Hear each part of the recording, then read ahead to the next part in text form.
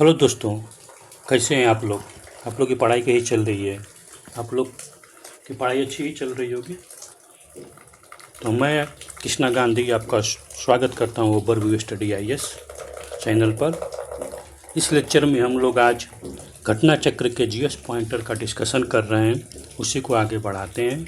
तो आज का हम लोग इंडियन पॉलिटी एंड गवर्नेंस का 11th पार्ट है और इससे पहले हम लोग 10 पार्ट कर चुके हैं। अगर आप लोग नहीं देखे हैं तो उसको आप लोग देखिए, जिससे आपका जो पीछे का टॉपिक हो कब कंप्लीट हो जाए।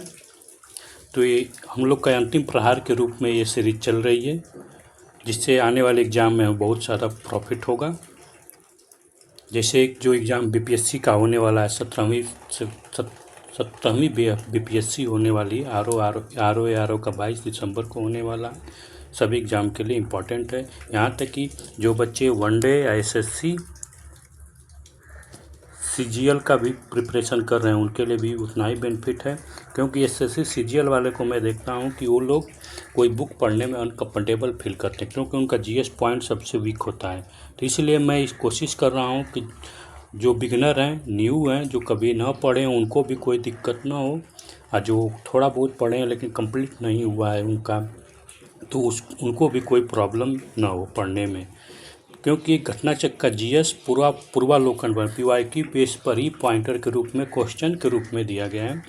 और उसमें कुछ ऐसे टर्मोलॉजी है जिनको एक्सप्लेन करना या टर्मोलॉजी समझ में नहीं आते जहाँ से क्वेश्चन बन सकते हैं, उस डायमेंशन को भी कवर करने की कोशिश की गई है। और बेसिक कॉन्सेप्ट को भी ध्यान में रखा गया है, जिससे जो सिलेबस वो कंप्लीट हो चुके हैं। यहाँ पर सिलेबस भी एक मेन पॉइंट है। घटना चक्र सिलेबस को कवर नहीं कर पाता है, बहुत से इम्पोर्टेंट पॉइंट छूट जाता है, क्योंकि ये पीवाईक्यू है, पीवाईक्यू का पॉइंटर है। ठीक ना। तो चलिए शुरू करते हैं, टाइम वेस्ट नहीं करते हैं।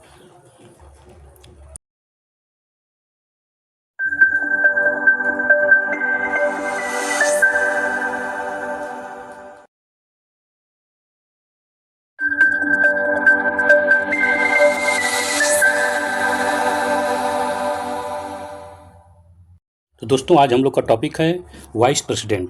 ठीक, इससे पहले हम लोग एचक्यूटी का जो है, एचक्यूटी का प्रेसिडेंट ऑफ इंडिया का कवर कर चुके हैं।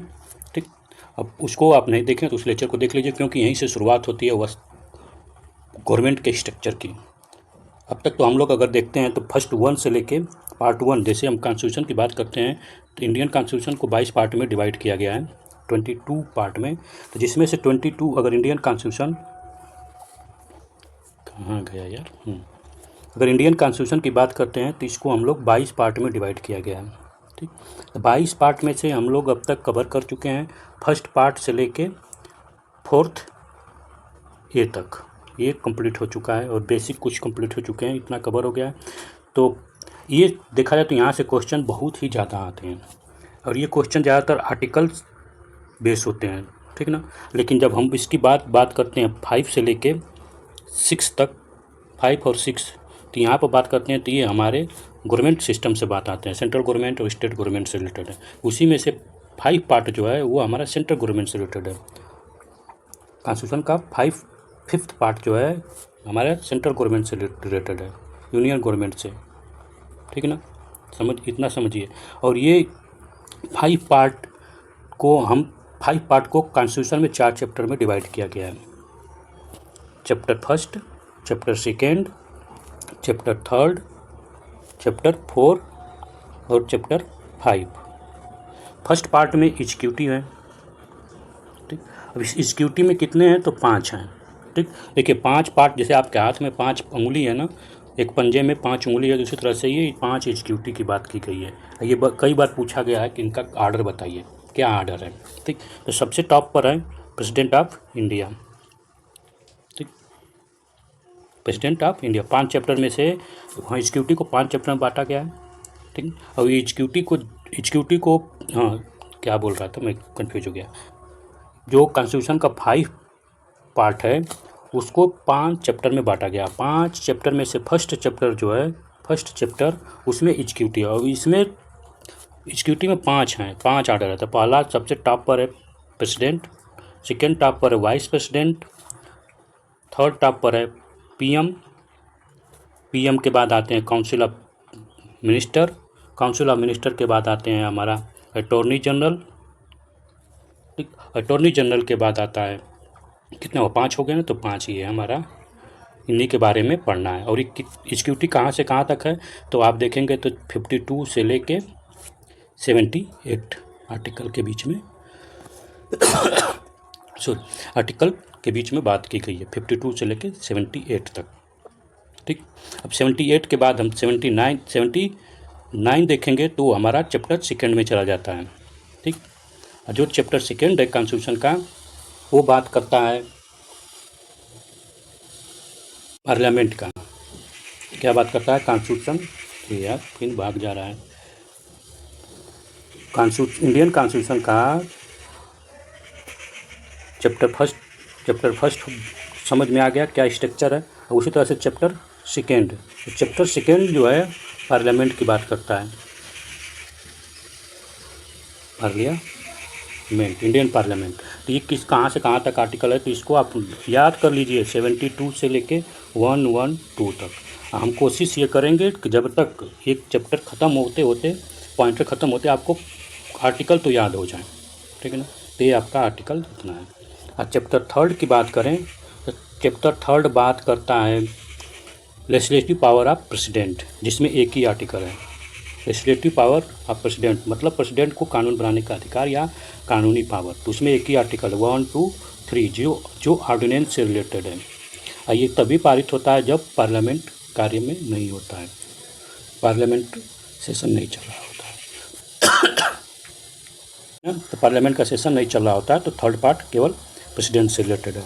अब फोर्थ चैप्टर की बात करें, पार्ट नहीं चैप्टर की बात करें, तो यहाँ पर सबको मालूम है, हाँ सबको मालूम है कौन कॉन्स्टिट्यूशन का डॉन कौन है, तो सुप्रीम कोर्ट कॉन्स्टिट्यूशन का डॉन है, ठीक। तो सुप्रीम कोर्ट आपका कहाँ से कहाँ तक है तो याद कर लीजिएगा। 1, 2, 3 जब पार्लियामेंट, ये प्रेसिडेंट का आर्डर है, ऑर्डिनेंस पास करने का लेजिस्लेटिव पावर है, तो उसी के बाद ये शुरुआत हो रहा है। तो समझ लीजिए 124, ठीक, 124।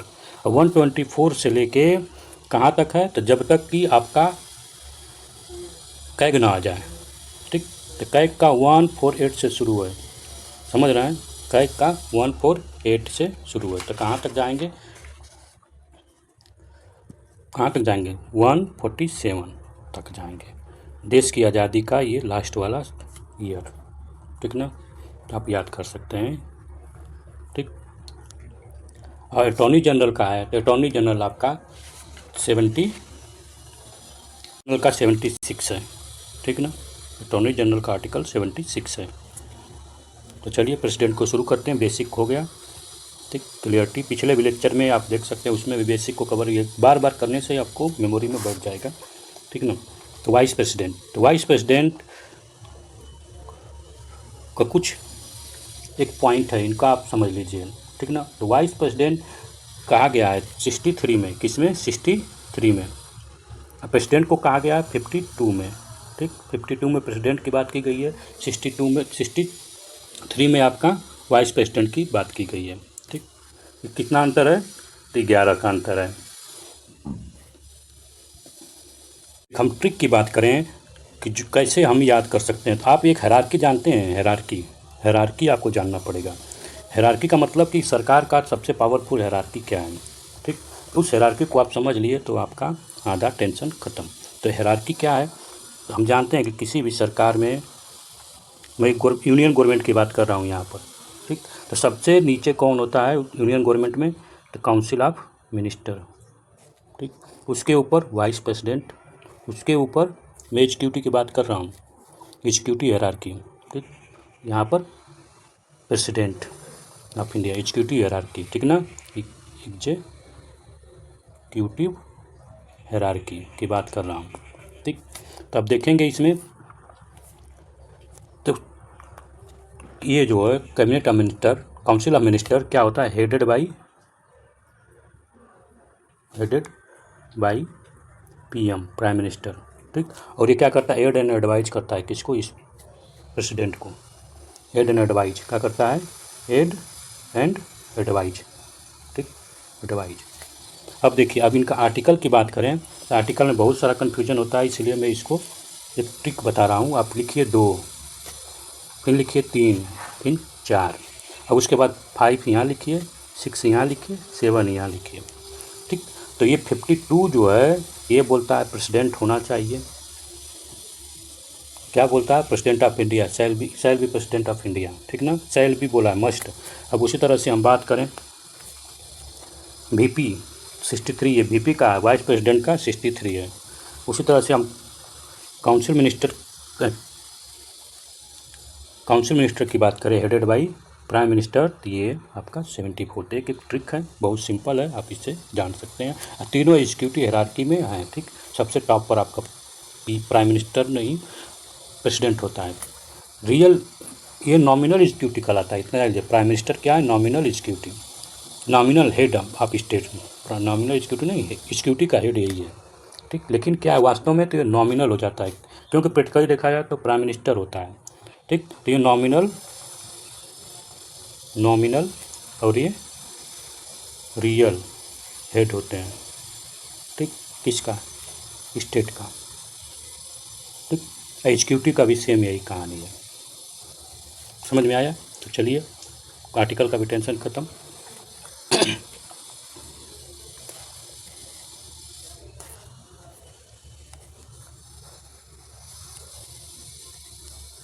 First, the vice president of India is elected by member of electoral college. हाँ, इलेक्टोरल कॉलेज से इनको किया जाता है, लेकिन सबसे बड़ी बात क्या है कि ये पार्लियामेंट के इलेक्टोरल कॉलेज होते हैं। आप देखेंगे तो आपका प्रेसिडेंट का भी इलेक्टोरल कॉलेज से होता है। प्रेसिडेंट ऑफ इंडिया और वाइस प्रेसिडेंट की बात अगर करें, ठीक ना, तो दोनों ही इलेक्टोरल कॉलेज से इलेक्शन होता है इनका। क्या? इलेक्टोरल कॉलेज से होता है, इसका भी इलेक्टोरल कॉलेज से होता है, ठीक। लेकिन अंतर क्या है इन दोनों में? तो अंतर आपको समझना पड़ेगा, ठीक। इन दोनों का इनडायरेक्ट होता है, इनडायरेक्ट इलेक्शन होता है, ठीक। पब्लिक नहीं आती है पार्टिसिपेट होने। अब क्या होती है, पब्लिक जिसको वोट दी होती है वो आती है। तो इसमें क्या है, elected state legislative assembly, elected member, ठीक ना, मेंबर स्टेट लेजिस्लेटिव असेंबली, ठीक। तो इलेक्टेड मेंबर होते हैं कहाँ के? तो स्टेट लेजिस्लेटिव असेंबली के, ठीक। प्लस अगर बात करें तो इसमें प्लस पार्लियामेंट के होते हैं, प्लस पार्लियामेंट। और पार्लियामेंट में आप देखेंगे तो इसमें नॉमिनल को छोड़ के, इलेक्टेड नहीं, नॉमिनल नहीं, इलेक्टेड पार्लियामेंट मेंबर। क्या? इलेक्टेड पार्लियामेंट मेंबर ना, ठीक। मेंबर ऑफ पार्लियामेंट बोल सकते, ठीक ना, इलेक्टेड। और वाइस प्रेसिडेंट में क्या होता है कि इसमें पार्लियामेंट के मेंबर होते हैं, ठीक। पार्लियामेंट मेंबर यानी पूरा पार्लियामेंट भाग लेता है, पार्लियामेंट पूरा भाग लेता है, इस राज्य भागे नहीं लेता है। तो आपको ये कंफर्म होना चाहिए, बोथ हाउस के ऑल मेंबर होते हैं, ठीक। ऑल पार्लियामेंट मेंबर होते हैं, सभी एमपी होते हैं, मेंबर ऑफ पार्लियामेंट इसमें। अब प्रॉब्लम यह है कि इसमें तो इलेक्टेड और नॉमिनल भी होते हैं, ठीक ना। तो आप देखेंगे अगर पार्लियामेंट का स्ट्रक्चर देखें तो पार्लियामेंट का स्ट्रक्चर में आपको मिलेगा क्या, ये राज्यसभा होता है और लोकसभा होता है पार्लियामेंट में, हाउस में दो हाउस हैं। अब इसमें क्या होता है कि इसमें इलेक्टेड मेंबर भी होते हैं, इलेक्टेड, और इसमें भी इलेक्टेड मेंबर होते हैं, ठीक। अब 12 मेंबर ऐसे होते हैं इसमें, 12 मेंबर ऐसे होते हैं जो नॉमिनल होते हैं, ठीक। Nominal prime minister president of India के द्वारा, और ये भी भाग लेते हैं आपका वाइस प्रेसिडेंट के इलेक्शन में, लेकिन ये प्रेसिडेंट के इलेक्शन में भाग नहीं लेते हैं। क्या? प्रेसिडेंट इलेक्शन में भाग नहीं लेते हैं, ठीक। कट गया, ठीक ना। तो यही चीज़ आप समझिए। चलिए आगे आएगा तो फिर डिस्कशन करेंगे, ठीक। तो all house of parliament too, ठीक ना, सभी बोथ हाउस के भाग लेते हैं।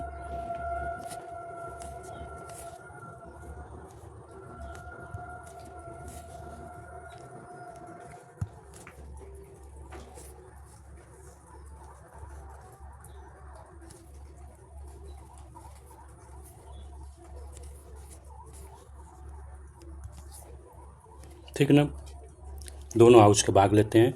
हाँ, एक और इन्फॉर्मेशन आपको बतानी है जो रिलेटेड है 104 कॉन्स्टिट्यूशनल अमेंडमेंट से। ठीक, ये है इसमें कि जो एंग्लो इंडियन थे, एंग्लो इंडियन, उनको अब नॉमिनेट करने का प्रोसेस ख़त्म हो गया। जो एंग्लो इंडियन का क्या होता था कि ये state assembly, state legislative assembly और लोकसभा में इनका क्या होता, नॉमिनेशन होता था प्रेसिडेंट के द्वारा और गवर्नर के द्वारा, तो उसको रिमूव करो, अमेंडमेंट करके हटा दिया गया। ठीक, next, given the below are two statement association and reason. Association क्या दिया, in order to eligible for election as the vice president a person must be qualify by election as a member of upper house. Upper house का member होना चाहिए, लेकिन वो कैसा होना चाहिए, तो इलेक्टेड होना चाहिए। करेक्ट बात है, ठीक ना। वाइस प्रेसिडेंट के लिए तो ये बोल रहा है कि इलेक्शन होना चाहिए, लेकिन वाइस प्रेसिडेंट का हम देखें हैं कि अपर हाउस में, राज्यसभा में हम अभी देखे हैं कि इसमें दोनों तरह के मेंबर होते हैं। अपर हाउस में इलेक्टेड भी होते हैं, इलेक्टेड और नॉमिनल भी होते हैं। ठीक, नॉमिनल में कितने होते हैं, तो 12 को होते हैं, जो स्पेसिफिक एरिया से इलेक्टेड होके नॉमिनेट होके आते हैं। ठीक ना, और इसको राष्ट्रपति के द्वारा होते हैं। 7 एरिया है, याद कर लीजिए, एरिया पूछ देगा, 7 एरिया है। ठीक, तो ये दोनों भाग देते हैं, केवल इलेक्टेड नहीं। तो ये वाला पॉइंट क्या हो गया आपका, कैंसिल हो गया, क्योंकि यहाँ पर क्या लिखा है, मस्ट बी, तो ये समझना है क्वालिफाइड, तो नहीं। Vice president is chairperson of the Rajya Sabha. हाँ, जो वाइस प्रेसिडेंट होता है वो जब बनता है तो ऑटोमेटिक राज्यसभा का चेयरपर्सन बन जाता है। ठीक, अब देखिए यहाँ पर क्या बोल रहा है कि फर्स्ट और सेकंड ट्रू है और R is staple to explanation. ठीक, तो यहाँ पर एक्सप्लेनेशन कैसे बोल दिया, ये क्वेश्चन क्या है, उत्तर गलत दिया है। आप किसी भी बुक में पढ़ लीजिए, कहीं भी पढ़ लीजिए, ये बहुत ब्लंडर गलती किया गया है घटना चक्र के द्वारा। तो आप इसको जब पढ़िएगा तो ध्यान दीजिएगा, ठीक ना। और इलेक्शन किस में है, तो आप आर्टिकल 66 में आप देख सकते हैं जाके कि क्या है। ठीक, आप लक्ष्मीकांत उठाइए, उसमें आप देख सकते हैं ये बहुत बड़ा ब्लंडर किया गया है। ठीक, हो जाता है, प्रिंटिंग मिस्टेक हो जाता है, ठीक ना, ह्यूमन एरर है, कोई दिक्कत नहीं है। The following statement about the vice president of India not correct, यहाँ पर नॉट करेक्ट पूछ रहा है। In order to vice president a person must be qualify by for election as a member of house of people. तो house of people के लिए होने के लिए क्या क्वालिफाई होना चाहिए, नहीं। हाउस वाइस ऑफ पीपल के लिए अगर पर्सन मस्ट बी क्वालिफाई रहेगा तो आप ये सोच लीजिए कि उसका एज, हाउस के क्वालिफाई होने के लिए कितना एज चाहिए, 30 चाहिए राज्यसभा के लिए, 25 चाहिए लोकसभा के लिए। तो ये कैसे स्टेटमेंट करेक्ट होगा, ठीक, तो ये नॉट स्टेटमेंट करेक्ट है। He can remove through the formal impeachment. ठीक, ये फार्मल इम्पीचमेंट के द्वारा नहीं, स्पेशल होगा, ठीक ना। ठीक, स्पेशल लाना पड़ेगा पार्लियामेंट को, तब जाके रिमूव होते हैं, ठीक है ना। दोनों स्टेटमेंट यहाँ पर इनकरेक्ट दिया गया है, वही पूछा भी गया है। How is vice president of India elected, vice president कैसे लिखा जाता है, तो थ्रू इलेक्शन बाई एमपी अब लोकसभा एंड राज्यसभा का सभी एमपी एमएलए सभी एमपी देते हैं, पार्लियामेंट के सभी एमपी देते हैं, कोई एमपी बचना नहीं चाहिए, सब देते हैं, चाहे वो इलेक्टेड हो, चाहे वो नॉमिनल हो, चाहे नॉमिनेशन से आए हो, चाहे इलेक्ट होकर आए हो, सभी। और कितने में, आर्टिकल 66 में आपको इलेक्शन ऑफ वाइस प्रेसिडेंट मिलेगा। आर्टिकल 66 आप देख सकते हैं, उसमें ये मिलेगा। Next, if vice president of India है to discharge duty of president of India in is absent due to some reason then are true. यहाँ पर पूछा गया है कि प्रेसिडेंट के एब्सेंट होने पर, यानी प्रेसिडेंट ऑफ इंडिया एब्सेंट है, नहीं है, तो वाइस प्रेसिडेंट उसके जगह पर ड्यूटी कर सकता है, यानी मतलब कि vice president acting president of India बन जाएगा। कब तक के लिए, तो 6 मंथ के लिए, क्योंकि 6 मंथ पर इलेक्शन हो जाना चाहिए।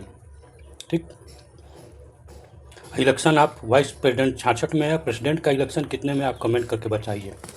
66 में थे, अरे इलेक्शन प्रेसिडेंट का इलेक्शन कितने में, तो 54 में, 52 में, 54 में। ठीक, 54 में प्रेसिडेंट का इलेक्शन है। ठीक, तो यहाँ पर तो अब यहाँ पर क्या ट्रू है बताना है। In duration vice president hold the post of the chair man of the council of state, हाँ काउंसिल ऑफ स्टेट का भी ये चेयरमैन रहेगा, करेक्ट है। इन this duration vice president will be the illuminate the president, illuminate यानी president का उसको salary मिलेगी, जाहिर सी बात है मिलेगी, ठीक। If in this duration vice president resign then chief justice of India will perform the duty of president of India, correct, ठीक। अब देखिए यहाँ पर सेकेंड वाला क्या है, ये इनकरेक्ट है। क्यों करेक्ट है कि प्रेसिडेंट, ये तो वास्तव में एक्टिंग प्रेसिडेंट है, तो एक्टिंग प्रेसिडेंट में सैलरी नहीं मिलेगी, क्या मिलेगा, केवल सर्विस मिलेगा, ठीक। तो आपको इतना ध्यान देना चाहिए, एक्टिंग में रहते हैं तो आपको तब तक आप पोस्ट ग्रहण करेंगे आप पूरा, तब जाके, इसमें क्या एक्टिंग है, आप टेम्पररी है, टेम्पररी में आपको केवल सर्विस प्रोवाइड होगी, सिक्योरिटी हर तरह का जो प्रेसिडेंट का होता है, लेकिन सैलरी नहीं, ठीक। तो ये ध्यान देना है, ठीक। परीक्षा में आए तो यहाँ पर कैलेंडर गलती नहीं होना चाहिए। तो 1 और second is right, 1 and 3rd is right, ठीक। Which statement correct regarding vice president के रिगार्डिंग में कौन सा सही है। Is second highest dignity of India, correct. President के बाद वाइस प्रेसिडेंट होता है, प्रेसिडेंट ऑफ इंडिया के बाद यही होता है। प्रेसिडेंट किस में है, कौन से आर्टिकल में है, तो 52 में। वाइस प्रेसिडेंट किस आर्टिकल में है, तो 63 में है, ठीक। इसी तरह से याद होगा, नहीं तो नहीं होगा। Has no formal function of attach his office, तो फार्मल फंक्शन ऑफिस से होने के लिए कोई फार्मल फंक्शन होता है तो नहीं, फॉर्मेलिटी नहीं होती है, ठीक है ना। Discharge the function of president during the absent, हाँ डिस्चार्ज करता है फंक्शन को, ठीक।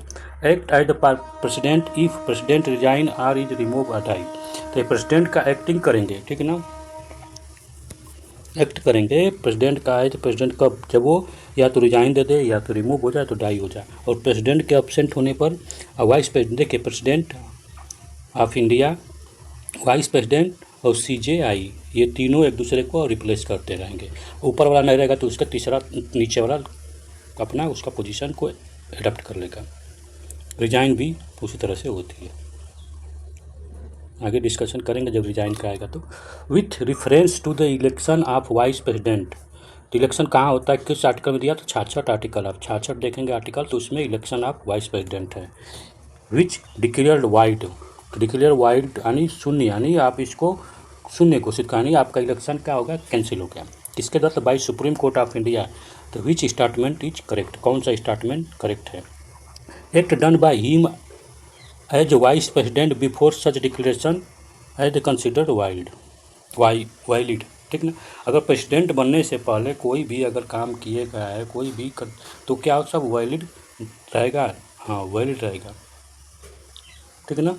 और वैलिड रहेगा, कोई गलत पुलट किए हैं तो सुप्रीम कोर्ट उसको वैलिड मानेगा। The act done by him vice president on the day such declaration are not considered, नहीं, जिस दिन आप वाइस प्रेसिडेंट बन जाते हैं उस दिन भी होगा, ठीक।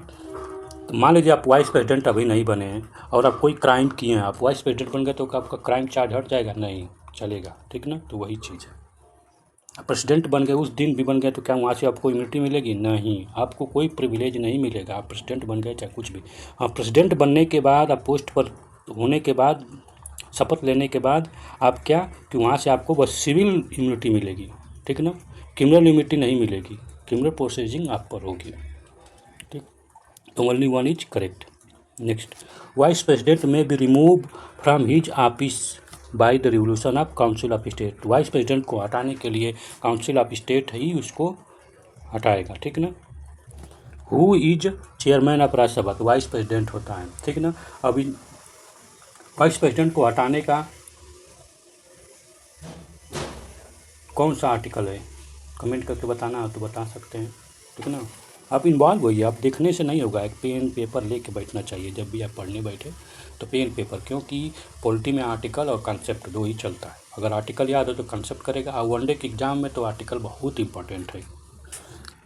The dignitaries who become the vice president of the having held diplomat post of the ambassador and high commission, तो डॉक्टर राधाकृष्णन थे और बीबी गिरी, ये 2 पर्सन ऐसे थे, तो पहले एम्बेसडर भी थे, डिप्लोमेट भी थे, और बाद में ये दोनों वाइस प्रेसिडेंट भी बने और प्रेसिडेंट भी बने, ये सेकेंड प्रेसिडेंट बने हैं, और ये दुनिया के 4 4th प्रेसिडेंट बने हैं। बीच में एक 3rd प्रेसिडेंट कौन बना है, जाकिर हुसैन, जाकिर हुसैन है, जो कि आप उनका तबला वादक भी हैं, ठीक ना, तबला वादक नाम है, आप को रिलेट कर सकते हैं वो Zakir Hussain.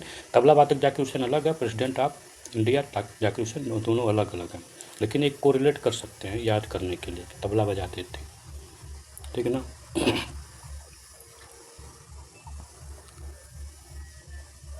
Which held office of vice president of India,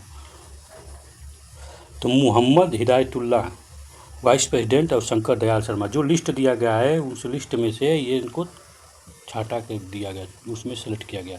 जब क्वेश्चन पूछा गया हो तो उस समय ऑप्शन में दोनों लोग का नाम रहा हो, ठीक ना। अगर वाइस प्रेसिडेंट का आपको लिस्ट चाहिए तो आप सबसे पहले वाइस प्रेसिडेंट जो बने राधा कृष्णन बने, second vice president Radha Krishnan बने, फिर उसके बाद जाकिर हुसैन बने, ठीक है ना। आप देखेंगे कि इसको बता देते हैं सबका, क्योंकि पूछेगा तो फिर प्रॉब्लम क्रिएट होगा। तो फर्स्ट वाइस प्रेसिडेंट कौन था, तो राधा कृष्णन, ठीक, राधा कृष्णन। दूसरा कौन था, तो जाकिर हुसैन। थर्ड कौन था, तो देखिए जब राधा कृष्ण जब वाइस प्रेसिडेंट थे तो प्रेसिडेंट यहाँ पर आप देखेंगे तो राजेंद्र प्रसाद, ठीक, ये इनका भी 2 टर्म रहा है और ये भी 2 टर्म रहा है, मतलब कि 10 साल। उसके बाद जाकिर हुसैन जब बने तो राधा कृष्णन वाइस प्रेसिडेंट बन गए सेकेंड, ठीक, ये फर्स्ट ये सेकेंड, फिर ये सेकेंड जाकिर हुसैन, तो ये थर्ड प्रेसिडेंट बन गए, ठीक ना, थर्ड, ठीक, ये याद रहे। फिर उसके बाद बीबी गिरी बने, अरे ठीक ना, थर्ड है। इनको फोर्थ इसलिए फोर्थ बोला जाता है नंबर में, क्योंकि फर्स्ट और सेकेंड जो यही थे, अगर क्रम देखा जाए तो फर्स्ट सेकेंड यही थे, ठीक ना, लेकिन इनको थर्ड देखा जाए तो बीबी गिरी यहाँ थर्ड। फिर उसके बाद बीबी गिरी क्या, फोर्थ प्रेसिडेंट बने, थर्ड वाइस प्रेसिडेंट हैं और फोर्थ प्रेसिडेंट हैं, ठीक, ये याद रहे। फिर उसके बाद फोर्थ वाइस प्रेसिडेंट कौन थे, तो जीएस जो आप पढ़ रहे हैं, जीएस किताब पढ़ते हैं, जीएस आपका परीक्षा पूछा था, जीएस पाठक, तो आप देखिए जीएस पढ़ना, ठीक, जीएस पाठक बनते हैं। बीडी, उसके बाद 5वां कौन बनते हैं, बीडी जत्ती बनते हैं। फिर उसके बाद छठवां जो है हिदायतुल्ला, यम हिदायतुल्ला, ठीक, यम हिदायतुल्ला, ठीक ना।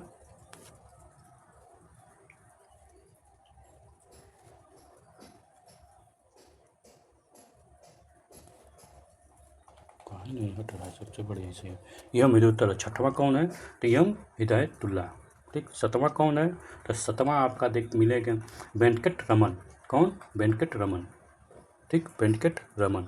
8वां आपको यस शंकर दयाल शर्मा। फिर 9वां आपको के आर नारायण। 11वां श्रीकांत, फिर कृष्णाकांत, BS शेखावत। फिर उसके बाद 11वां मोहम्मद हमीद अंसारी, आपको 12वां मिलते हैं। मोहम्मद हमीद अंसारी 2 बार रहते हैं, ठीक। इस समय प्रेजेंट टाइम में कौन है, प्रेजेंट टाइम में कौन है, वेंकैया नायडू इसके बाद बनते हैं। वेंकैया नायडू के बाद कौन है, कोई बता सकता है प्रेजेंट टाइम में वाइस प्रेसिडेंट कौन है?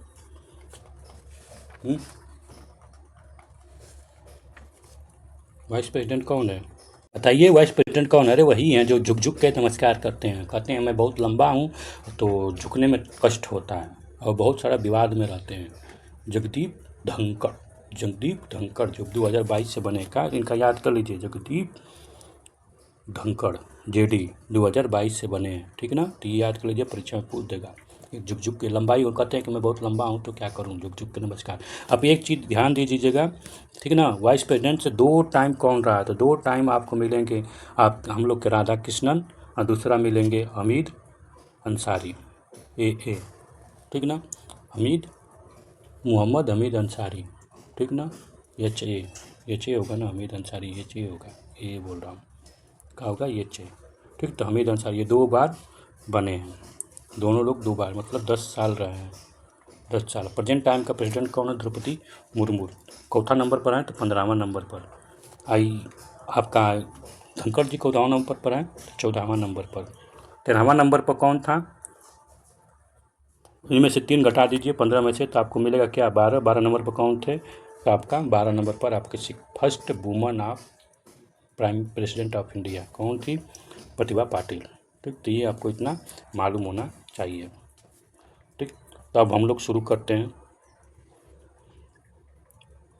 देखिए यहाँ पर serial number of Mohammad Hamid Ansari vice president of India is 12। कौन सा नंबर पर थे? तो 12 नंबर पर याद है। देखिए इसी तरह से पूछेगा और हम लोग बेहोश होकर वहाँ पर गिर जाएंगे।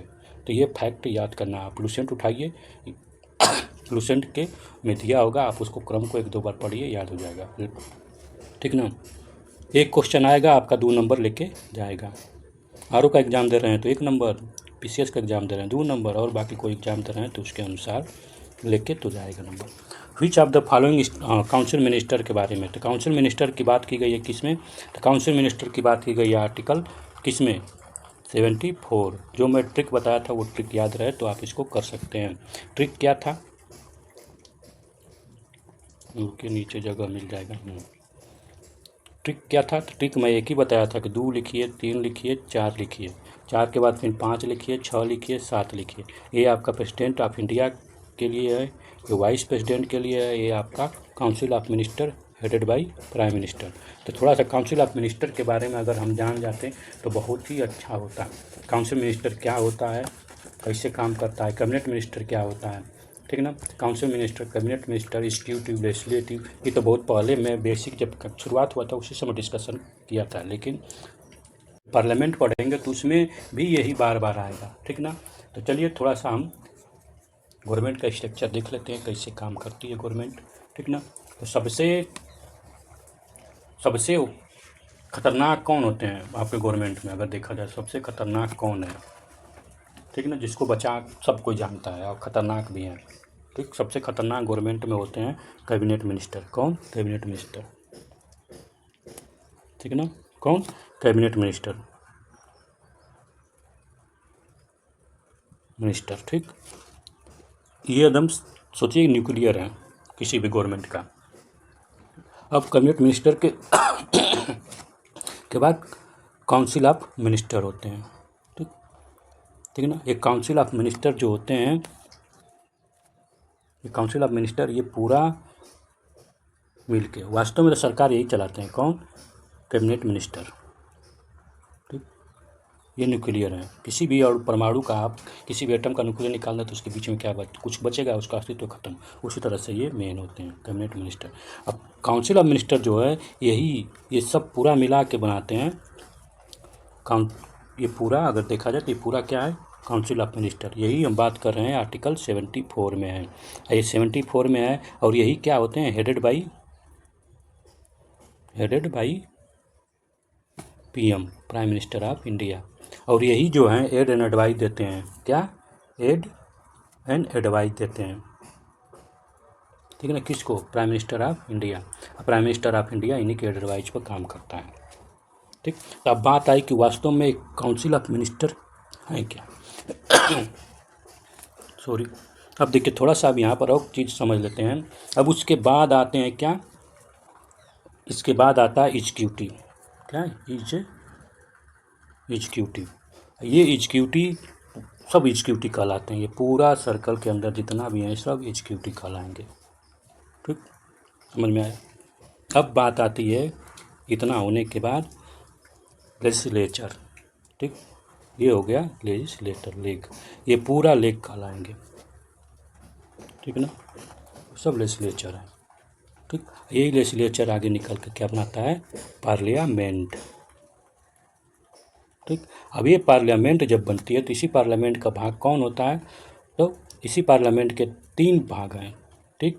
प्रेसिडेंट ऑफ इंडिया, POI, फिर लोकसभा, फिर राज्यसभा, ठीक। ये 3 भाग होते हैं।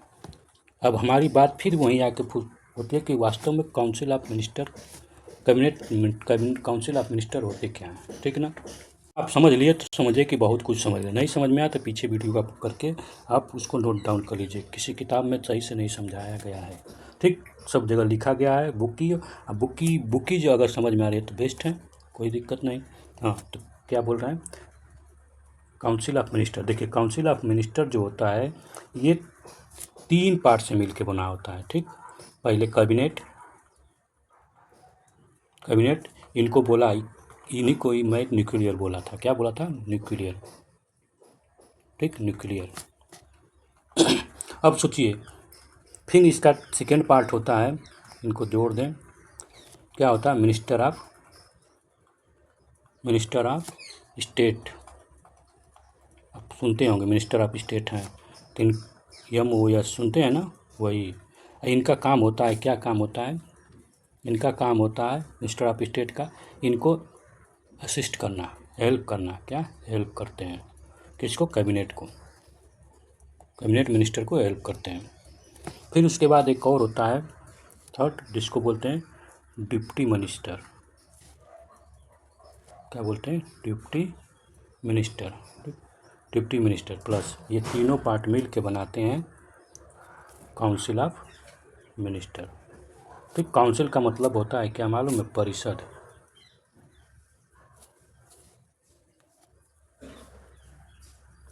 परिषद कैसे लिखाएगा? कैसे लिखाएगा? परिषद। कौन सा सही है? ये सही है, ठीक। परिषद, परिषद कहलाता है काउंसिल माने परिषद। जब भी काउंसिल की बात आएगी तो आप समझ जाएगा कि तीनों मिल के बनाए हैं, ठीक। और ये भी क्या करते हैं? ये भी असिस्ट करते हैं किनको? कैबिनेट को ही, कैबिनेट मिनिस्टर को, ठीक। तो ऐसे कहानी चलती है। जब पार्लियामेंट पढ़ेंगे तो उसमें भी इसका डिस्कशन आएगा, लेकिन जब हम कैबिनेट पढ़ रहे हैं, काउंसिल ऑफ मिनिस्टर पढ़ रहे हैं, तो इसमें यहाँ पर डिस्कशन हो गया, ठीक। तो इसको बोलते हैं काउंसिल ऑफ मिनिस्टर, ठीक। तो अब चलती है हम लोग काउंसिल ऑफ मिनिस्टर समझ लिए क्या होते हैं, कहाँ होते हैं। नहीं आया होगा समझ में, फिर बताइएगा, डिस्कशन आगे करेंगे, ठीक। इनका आर्टिकल क्या है? इनका काउंसिल मिनिस्टर किस आर्टिकल में है? तो 74 में, ठीक। 74 में ये है। अब 74 में कहा गया है कि ये head and headed by prime minister and, और क्या करेंगे? Head and headed by to president. चलिए next, which of following statement is correctly about the prime minister, ठीक है। प्राइम मिनिस्टर क्या होता है? हेड होता है, तो ये रियल हेड है, ठीक। सब डिस्कशन हो गया है, एक बार बस क्वेश्चन देखते जाना है, ठीक। Prime minister of India real head of council minister. कौन सा आर्टिकल? 74, 75 में भी है कि अगर एक साथ डूबे तो सबको डुबो देंगे। तुम तो गए सनम, ठीक ना, है ना, तुमको ले डूबेंगे, वही कहानी यहाँ पर है। हम जाएंगे, तुमको भी ले। अगर इसमें एक साथ डूबना और एक साथ तैरना का कहानी है, ठीक। Next, the prime minister of India headed of central government. Central government का हेड होता है, लीड भी करता है, सब यही है, बहुत सिंपल है। Article 74 of constitution of India laid down the duty of prime minister. Prime minister की ड्यूटी कितने है? 78 में, और head by council of minister. Head किसका होता है? काउंसिल ऑफ मिनिस्टर 74 में, ठीक। इसी तरह से बार बार करेंगे तो याद होगा, नहीं तो नहीं याद होगा।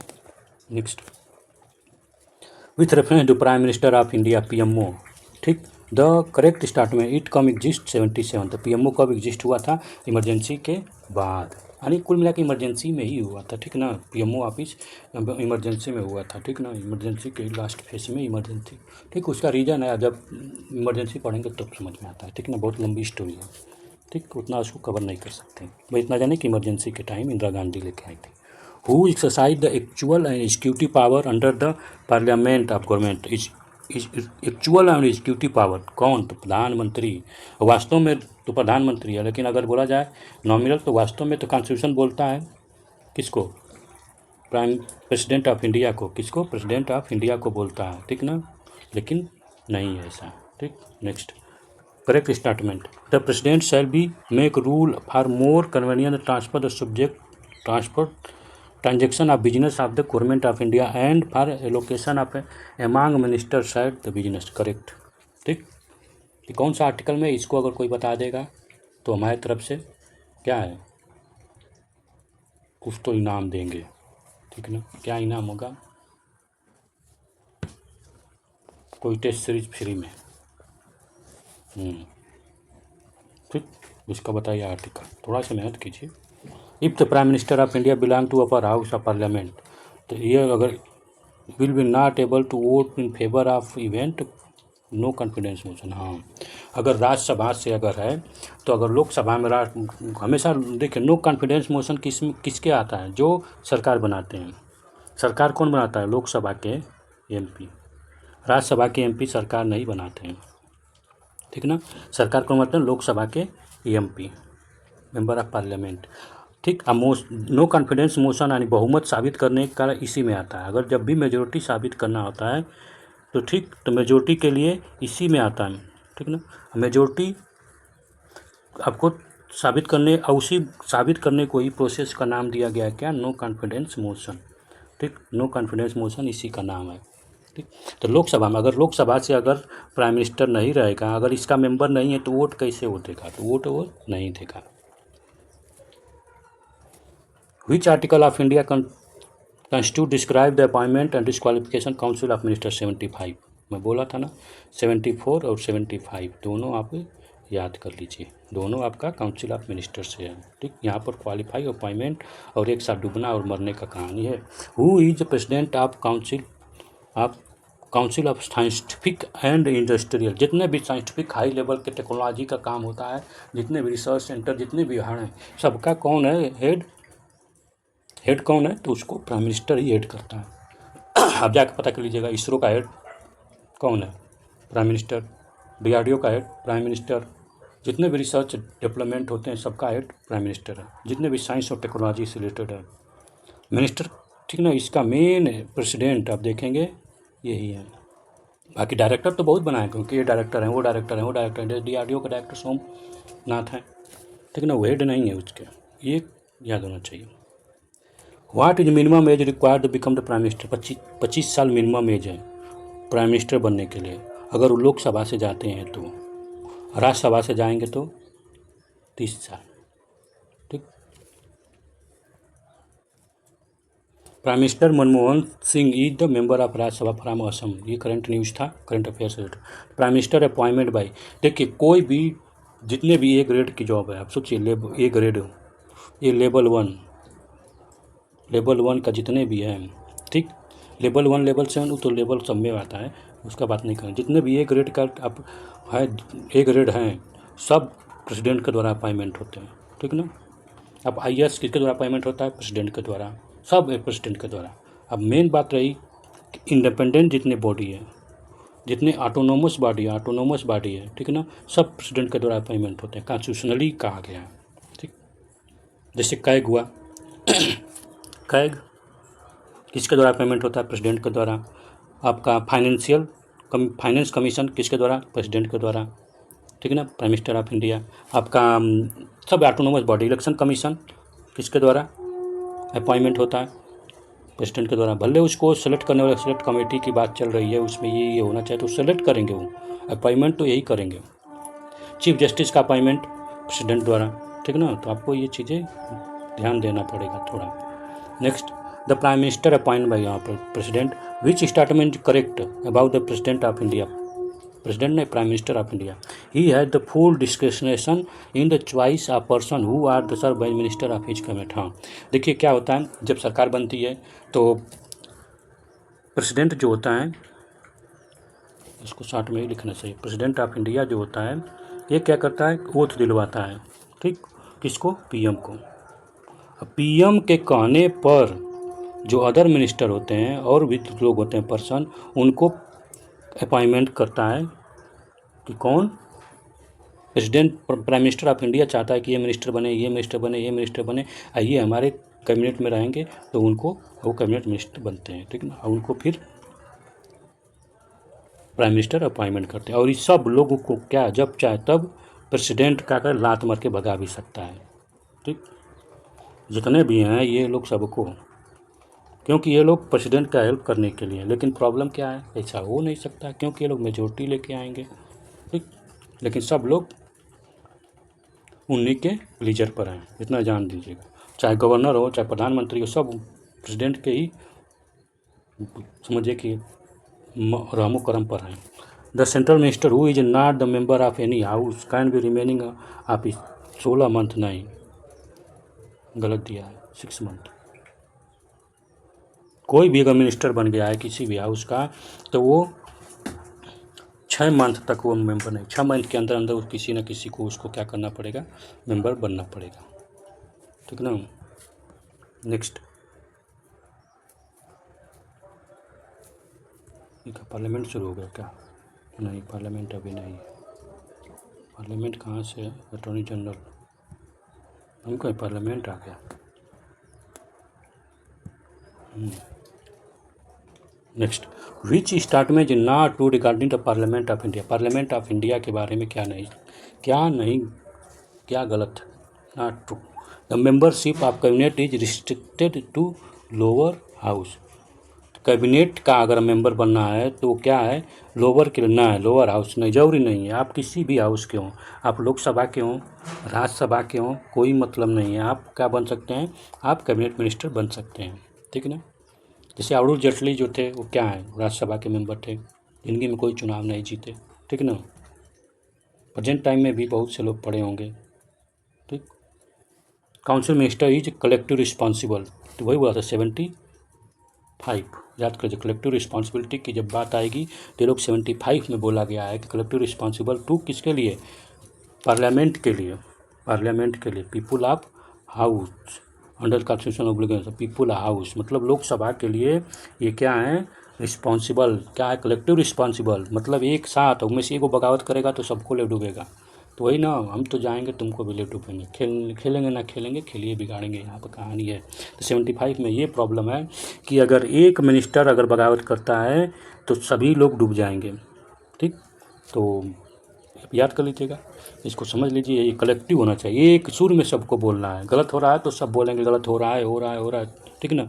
सही हो रहा है तो सब एक सुर में, अगर बगावत करेंगे तो फिर क्या होगा कि लोकसभा में प्रॉब्लम क्रिएट होगा। इसीलिए देखते हैं लोकसभा में बहुत बगावत होती है, पार्लियामेंट नहीं चल पाती है, ठीक। एक तो गलत बोल दिया, अब उसी का साथ देना पड़ेगा, उसी के चक्कर में प्रॉब्लम होती रहती है। लोकसभा का हेड कौन होता है,